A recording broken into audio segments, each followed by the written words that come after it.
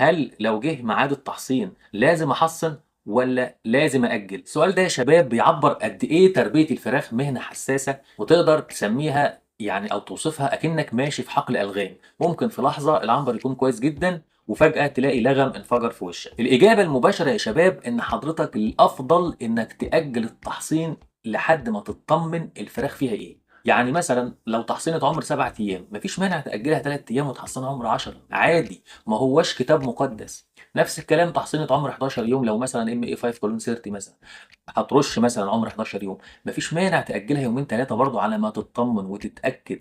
التحصينات ما هياش كتاب مقدس لازم في الوقت ده التحصينة دي أو الجرعة دي، اللي ممكن تزوّد الجرعة شوية، ممكن تأجّل التحصين شوية.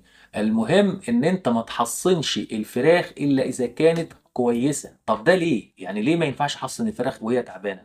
لأن لو حصّنت الفراخ وهي تعبانة ممكن يحصل احتمالين. الاحتمال الأول إن النشاط البكتيري لو هي كان فيها بكتيريا ونافق بسبب مرض بكتيري، ممكن بعد التحصين يزداد شراسة لدرجة إنك تيجي تعالج بعد التحصين 3 أيام مضاد حيوي ما يجيبش نتيجة. الاحتمال التاني إن الفراخ أصلًا لو كانت مناعتها ضعيفة أو فيها مشكلة ممكن ما تقبلش التحصين، ما تستجبش للتحصين، فيحصل عندك مضاعفات ورد فعل من التحصين لإنك استعجلت وحصنت الفراخ وهي غير مؤهلة للتحصين.